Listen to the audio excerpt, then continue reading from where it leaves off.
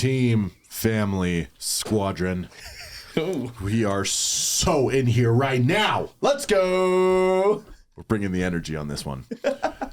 We've got our guy, Matthew Stafford. No, we've got our guy, Golden Door winner, salty vet, record holder for the wildest jump in the history of pest control until proven otherwise, Adam Heyrend, one of my all-time favorites. I can't wait to pick this guy's brain. We've got a lot to cover. So welcome out to another episode of The Landing Pad. Adam Heyrend. Dude, it's good to have you here, bro. It's good to be back. Oh, dude, it is Excited so to good. be here. So when did you get off the doors? Just like two days ago. Oh, so off a fresh. 24-hour drive, and now we're here. You're back, baby. Yep. Had to make a beeline to the rookery. Yep. Before we obviously get started with the massages and all the GPS, all that stuff. Best part first. Hey, how does it feel to be done? Feels great. Like I said, I'm excited to be back. It felt good to get it out of the way. It's been a long time coming. Because this is your first one. First Golden Door. First one. Couple close ones, but first time I've got the job done. So Yeah. I have to ask, because it's so fresh. Like, you are 3 days removed from hitting this thing. Yep. Because it's still so fresh, I just got to ask, like, the emotions are right there.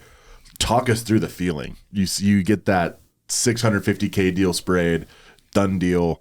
What's going through your head? Like, what are the overwhelming emotions? What's the memory that you're going to take with you forever as you look back on winning that first Golden Door? I think just the Golden Door sale, honestly. Like, when you're one sale away, it's just like the craziest feeling. Like, finding that next deal, it's like, all right, who's the person I'm about to take the picture with? Every person that pops the door open, you're like, is this the Golden Door sale? Is this the one? And I got a text from one of my buddies, just one of the guys that was out selling with, Steven. And he like saw me driving to the area that I was going to. I was like hopping into this like little cul-de-sac of like these big houses because I needed a fatty to get it. So I'm like, all right, let's go find some big houses. So I like passed by him and he texts me, it's waiting for you in there, bro. And I was like, let's go. First door and one of the biggest laydowns of the summer. So Done. Yeah, the emotions were crazy. Like I said, I've been close a lot. So it just felt like more just like a weight off my shoulders just because I've been chasing it for like so long, and that's just always been one of my goals. So You were due. yeah, I was due for it. Due. Yeah. Dude, I'm like tearing up thinking about it, dude.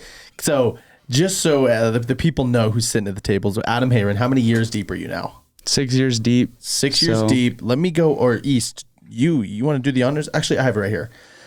2018, 89 accounts, 40K in rev. 2019, craziest jump in history. I don't know. I don't want to believe this. 700 accounts, 315K in rev. 2020, 724 accounts. 2021, 535 accounts with 409 in rev. 2022, 475 accounts, 415K in rev. 2023, 605 accounts and 650K in rev. Dude, talk me through, because looking at this is such a crazy, like, you had your ups, you had your downs, you had your ebbs, walk me through what was different about 2023. 2023, obviously just a lot of those other years weren't at the right place. I mean, I was somewhat around the right people because I've always been with like Bennett, but yeah, just like obviously I'm Golden Door number 30. So like coming down the final stretch was just easier than it's ever been, like easier than it's ever felt. When normally come September, it's like if I'm crawling to it, I'm the only one out there crawling normally, like maybe just me and Bennett. So I've came close a lot, but it's just that final crawl that's usually obviously by far the hardest. Whereas this year, like, I don't know, I even like felt like I still had more in the tank, but had to get back to the rookery, obviously. 100%. Without saying. But yeah, just like running with 30 plus guys to the goal makes that final stretch like almost like not even hard, like almost easier than when it was to get started. Because obviously the closer you get to the goal when you're hungry for it, it's like makes it that much easier to chase it. My question is, were you gunning, right? Because you're making it seem like it was like the end that really got you there. Did you think you were going to Golden Door at the beginning of the summer? Yeah, I knew for sure I would Golden Door this year. I mean, it was not many people know, but we were supposed to sell in a different market. And on the way, like driving out to the market, we got told we were going to a different market. So we had to change path and drive somewhere else when we had already like planned, looked at area and everything. So even after that happened, I like didn't lose any confidence at all. So I think I had like a huge April, a huge May. May was like the biggest month of my career. And then had a slower July, but I just knew I was getting the job done. Dude, I love that. I absolutely love it. One of the things that I want to ask is specific to this summer. So you've been elite for a long time. You sold 700 accounts your second year, and this was 4 or 5 years ago. Like, you've been really, really good at the job for a long time, and you've probably learned tons of lessons along the way. And I'd imagine there's probably like a lesson or a principle that's tied to each of your summers. For this first Golden Door summer, even though you've been really good at this job for a really long time, what would you say is the overarching lesson or takeaway that you'll have specific to 2023 in your first Golden Door? I think this year was just kind of like the do or die year. Like it was just like hunger and like honestly just like desperation that got me there. Cause I was just like, this is the year that I have to hit it. And I think a lot of people think is like desperation is like a bad thing, but like in a job that's like crazy emotions, like your emotions can take over. Like desperation's like one of the strongest emotions there is. And if you use a strong emotion like that to your advantage, then desperation basically just like unlocks qualities that you didn't know you have. So I think just being desperate to hit the goal, like that like got me there, I would say. Dude, it's actually so funny because we talked to Chuck earlier, and on his episode, he's like, yeah, dude, now is just the easiest time to do it, right? Like, dude, every year, and like from your track record, dude, you should have been able to say, yep, next year. Like next year I got it. Like this year, something probably happened. The year you did 700, why you didn't do 1,000. But you're like, next year. Then you did 724. You're like, oh, well, this happened next year. Then it was 409K. Then it was 415, right? It's almost seemed like you were almost in the thing like, oh, next year I'll get it for sure. And it sounds like this was the year you're like, okay, no more. Like this year. This is the year. This has to be the year. I'm doing it this year. Because to Chuck's point, right? He was just saying like, dude, it only gets harder too, right? Like you only get older. You only start getting like more tired. You only like get married. Then you only have kids. Like, dude, if there's a time to do it, dude, it is now. What made you decide that this was the year? Were you just tired of the bull crap, or were you just like, no, I just got to do it? Yeah, I think just like the off seasons are long when you're constantly like having that regret of not hitting it. So interesting. Just the regret of not hitting it is just something that I was like sick of feeling. So I think that's what pushed me. And then, like I said, just having 29 guys leading the way ahead of me just made it way, way easier. Do you feel like, so you feel right now sitting down at the Rookery, you're just at peace? Yeah, definitely. Yeah, that's like when you ask what feeling I have, like excitement, it was honestly more just like peace after I hit it and just like a weight off my shoulders. So that's actually crazy because so many people are like, you finish the summer and you're just like, damn, I know I could have done more. Where I'm sitting across the table right now from a guy that is just like, I'm good, which I'm sure that's just unreal. Took care of business. Yep. Took care of business. Adam, the question that I want to ask, it might be a little unique. I know obviously you've been, like we've already touched on, in the space for a long time. You're familiar with the space. So you know what it's like to wrap up a summer, and you know what it's like to feel like the feelings of the drive home, flying across Wyoming, wiping tears out of your eyes because you're so ecstatic to be back. Routed to Cafe Rio immediately to get the sweet pork for that's all you're after. But the point that I'm going to ask is, on your way home this time, as you wrapped up, like, what were the feelings that were significantly different, not just in hitting the goal, but like, is there more of a feeling of excitement towards the off season? Is there more of like a confidence? Is there more of a surety in like who you are and the type of leader and seller that you are? Like, what are the overarching feelings after the initial like elation of doing a Golden Door that you were like, oh, this feels different? Yeah, I think yeah, just like the main thing that I just touched on was just like not necessarily that I felt regret driving home the other summers, but yeah, just feeling like way more accomplished than I ever have on the drive home. It just feels good to be back, felt good to be driving home. And yeah, I feel like just a lot of confidence going to the off season and going into my goals for next year, because I accomplished this goal this year, and it was a tough goal, big goal with like a lot of adjustments, a lot of changes, like a lot of the times where things came up where previous years I could have like got down on myself and been like, okay, next year's the year, fell into that rut, next year's the year. But yeah, now just way more confidence that anything I put my mind to, I can do, regardless of like the road bumps that pop up, going to a new market, switching companies and selling a different billing style, issues with like technicians, just more of like a more mental strength, I guess, than I've ever had before after like accomplishing a goal as big as this one. No, dude, and I would love for you to talk to, dude, there are so many reps that have been in your shoes, maybe not have sold as elitely as you have sold, but have done 200 accounts, then 300 accounts, then 400, then 300, like that are now 4 or 5 years deep, that obviously want to unlock that golden door in them or unlock that next level.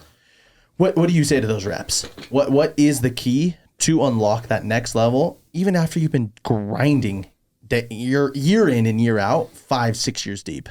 Yeah. I think just finding a way, like I touched on earlier, that I felt this year is just like hunger and desperation. Like I think a perfect example of people that are super hungry to hit like a golden door, or like the more, like if you've been starving for 6 months and someone sets food right in front of you, like you're going to be hungrier than you've ever felt that whole 6 months. So like looking back on everyone that hit a golden door, like anyone that was within striking distance generally like got the job done, like myself included. I was like 9K off, hadn't had a 9K day in probably like 2-3 weeks, and went out and put up 9K. Seager, 20K off 1.5 million. You set the food right in front of him, what he's been chasing for the last 6 months, and he throws down 20K. Like generally anybody within striking distance usually got the job done. And I think it's just because everyone was super, super, super hungry to hit the goal. So it's like when you've been feeling that hunger, like the closer and closer you get, the more hungry you get. So I think just finding a way to stay like super hungry, like that's what like makes people great and hit their goals. And just like people like Drew and like Seager, it's not like the talent or the work ethic that sets them apart. It's like, I feel like it's just the hunger. I love it. Adam, now that you've switched, you've been here for several years, like outside of the obvious things that most people will touch on when they start to look at, like, you know, the air quotes, the grit difference. The thing that obviously most people are going to talk first and foremost about is culture and people and who you're surrounded by. Outside of the obvious like wins that we usually talk ad nauseum about here on the landing pad, what are some of the more like maybe subtle differences that you've come to really appreciate and value over your last 2 years here at the Grit? I think there's a ton. Like I could probably go on forever, just like the differences I've felt since being here. But I think just like everybody being on the same page of just like selling as much as possible, like as fast as you can. Whereas like other places, it's like some guys will sell a lot. Some guys are like the designated manager. Some guys are just out there to have a good time. Some guys are just out there to try to live somewhere new, where it's like here, it's like everyone, no matter who it is, top to bottom, like it's just the culture that everybody's out there to like sell as many as they can, to like unlock new potential and to like make like life-changing impact on not only their lives, but like everybody else around them by like grinding as hard as they absolutely can and throwing down as much as they can. Whereas other places, it's just kind of seems like everyone's out there for different reasons. Whereas I think one thing that just feels really different about here is just the culture of everybody being on the exact same page. Like there's no like question why anyone's out there. It's like top to bottom, no matter if they signed 2 days ago, the managers and everyone there have already like bought into that culture that like the reason why I'm out here is to sell as much as I possibly can. Dude, Easton, I would even have a question for you. You've led some of the most successful teams. What what have you done as a manager? Because you've been on boots on the ground. You're not very far removed from the whole process. What do you feel like you have done to just increase people's buy-in on the summer? They're not just there for a vacation. They're not just there to live in a new place or to like barely clock in. What would you say is like something that you have done? I mean, one of my favorite quotes is know your people, speak their language. And so I think what comes with, and regardless of what the purpose is, honestly, as long as there's like a united front and buy-in to whatever that purpose or narrative is, that's when you start to get top to bottom, total collective investment from everyone there. And so for me, for some offices and for some people, depending on the group that you're managing, like maybe it's not selling as much as you can, as fast as you can. Obviously for Adam and for Bennett and for that team, like that was a culture that they were able to buy into, and very clearly it yielded unreal results. Yeah, it worked. But I think it's finding, regardless of the purpose, something to unify everyone in. Ben and I used to say this all the time in Chicago. It was like one of our little phrases. It was move the needle, burn the ships, and the last one was unite them. You just gotta unite them. So you get everyone rallied around this shared cause, and all of a sudden, that's when you start to see like this ballistic alignment. Like, whoa, like people are literally rising to the occasion and being heroes right now. Yeah. All because we're all unified in this crazy thing, regardless of how silly the narrative is. Like, I mean, I think of my rookie year before I was ever managing, and like we were just bought into the fact that like, oh, the company didn't account for us in the Rumble budget. Those bastards. And we like made it this like and Mark is here doing like, he remembers. It was like a thing. We were like, dude, we are so united in this like disdain for the company because they didn't account for us in the Rumble. Like it was, and that's like excellent leadership from our guy Ben. But like that narrative and getting everyone bought into the narrative and that top to bottom alignment, I think that is what makes good teams great. That's what makes like good leaders great leaders. And ultimately, I think that's what separates like meh culture to like what we've built. And I don't know if there's like many better culture pieces than the guy that we have here. Yeah, and that, because I was just about to say the exact same thing. I'm curious, Adam, because it sounds like your guys' team was like a pretty like, dude, we're here for one reason. It's like kick ass and take names. Like that's what we're doing. If you're not here for that, like that is our vision. Those are the guys we want on our bus. How did you guys cultivate that that narrative? I think just honestly, just the group of guys we had, like it honestly felt like that was like everyone's mindset coming in. Like we would always let rookies talk at the meeting and like just random people like see what their thoughts are. And it was just way cool that like, that's mine and Bennett's mindset, and it always has been. We haven't necessarily like voiced that's like the way the team needed to be, but I think everyone just kind of naturally already had that in their mind, and like for that reason, just about like everybody on the team sold like way more than they ever have, and like our rookies historically sold way more than we've ever had like our rookies sell before. So, and like at the same time, it's like everyone still had a good time. Everyone still had tons of fun. Like it wasn't just like only work, that's it. But like, yeah. Well, and that's marks of good leaders. I know you and Bennett, and I know Matt was out there with you guys. Like, I know that you guys do have a ton of fun, but the best part about the summer, dude, it's kind of crazy. It's like the teams, and we kind of talked about this with Bailey when he was on. It was like, dude, you end the summer, the good teams that sell a lot of pest control, they finish the summers and they're just like, oh, dude, that was the best summer I've ever had. And they grinded. Like, dude, you probably worked every knockable hour that you could knock this summer. Fair to say, probably. Yep. Did you take any days off? Nope. No days off. Yeah. No days off. Even when I was sick and just like, yeah, I had to lead from the front. When you're sick, you still got to be out in the trenches with the squad. You do it, right? And it's like, you ended the summer, and you're probably going to look back at this summer and it'd be like, oh, that was the best summer of my life. I had so much fun with the squad.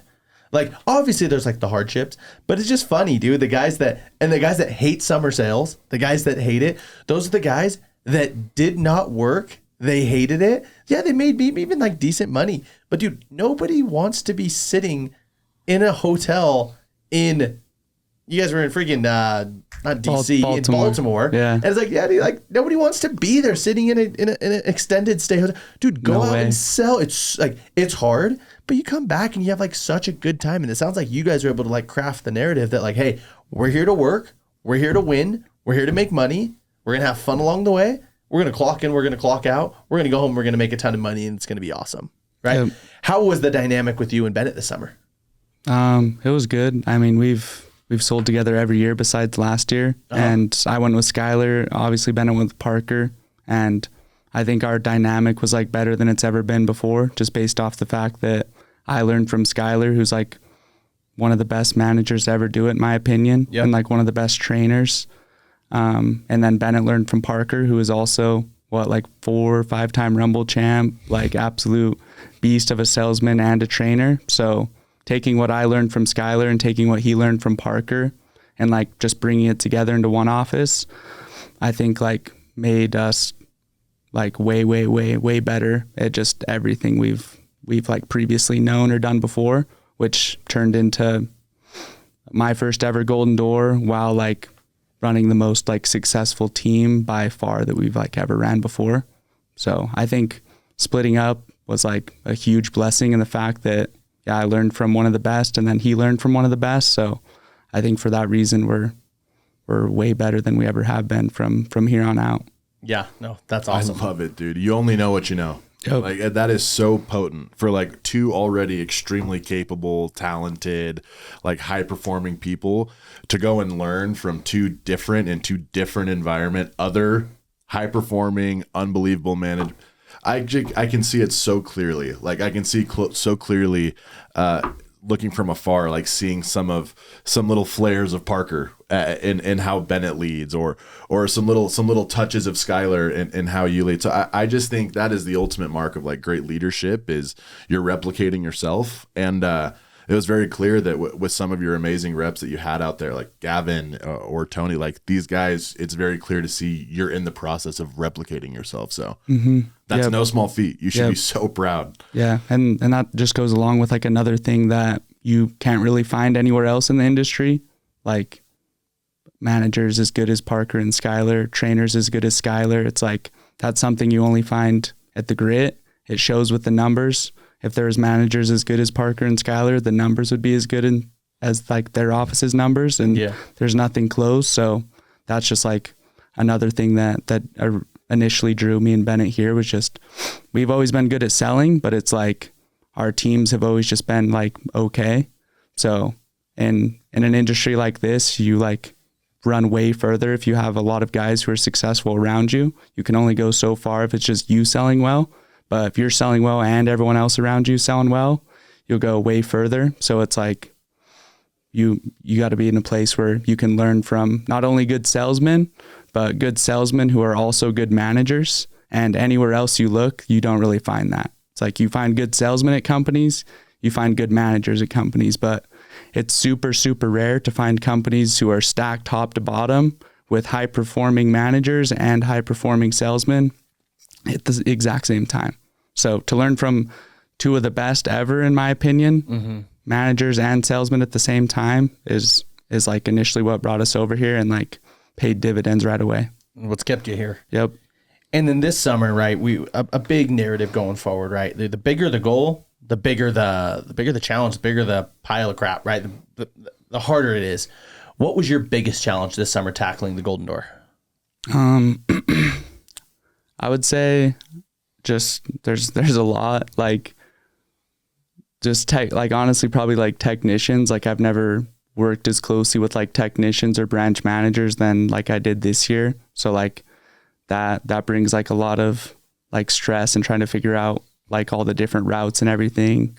So just that, and then just like I would say focusing on guys more to get them to sell as much as possible and like stressing about how well they're doing and everything. So I think, it just ties back into like watching the way Skylar did it. I think if I wouldn't have had that and I would have just went out this year without seeing that before, like firsthand, then it probably would have been way tougher. But like seeing how Skylar handles it and just trying to like do everything the exact same way I saw Skylar do it.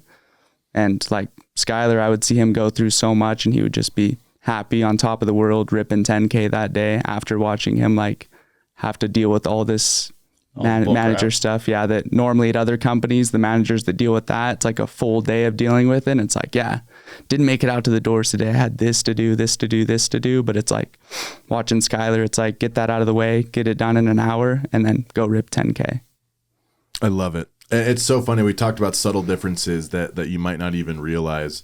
Just hearing you talk about like coordinating with branch management and operations and technicians, it's crazy. So it turns out like having a great relationship with ops like actually helps you sell more. Yep, crazy enough. It's odd. It's so odd, and it's one of those differences where like I'm sure your involvement on that half of the business was slim to none your first 3-4 years in the industry. Fair to say? Probably like my first 5 years. Like this was probably the first year that I've ever actually been involved in it at all, probably. This is not a hot take, but something that we don't talk about enough. I think you not only do more, sell more, everyone's life is better, and ultimately way better experience if you do that. But I think what people fail to realize is by being involved and like taking ownership of everything that you can control and like being intentional with relationships with any kind of ops, regardless of if this is pest, solar, or alarms. Doesn't matter. It really doesn't matter.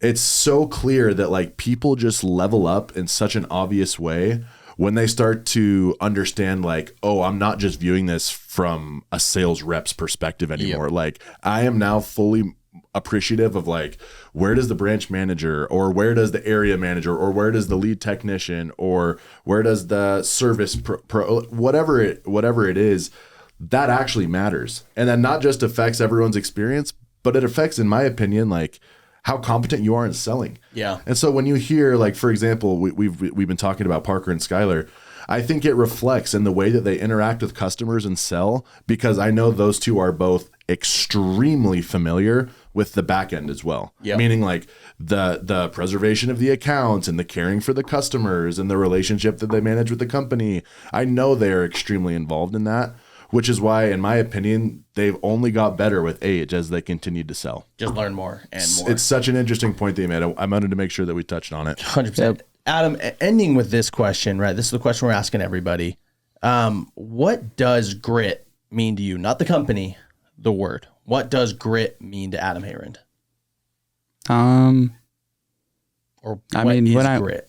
Yeah, I think when I think about it, I just like think of all the people that like live by grit or define themselves by grit, like good old Easton's head coach of the Lions. He's always DC, baby, Dan Campbell. Bite your kneecaps off. Yep.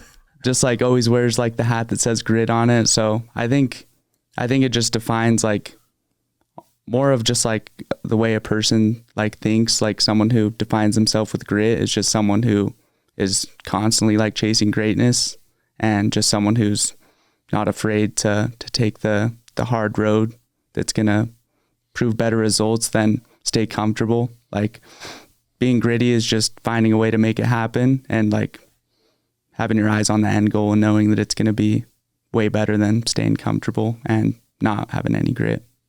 Yeah. Well said. Well said. I mean, it's a choice, right? Being gritty, having grit. At the end of the day, it's a choice. Do you want to choose to have grit? And I guess it's levels of grit, right? How much do you want? What road are you going to take? I love that. Adam, we absolutely love you. We will be doing a podcast maybe later this year, going over some locks of the week. Obviously, an avid sports bettor here. After hours going to be needed. But Adam, thank you for doing the 24-hour drive to join us on the Rookery. Let's get you out of here, get you to enjoy the rest of the GPS. Adam, appreciate you guys having me. Appreciate you, man. As for this episode of the Landing Pad, we out.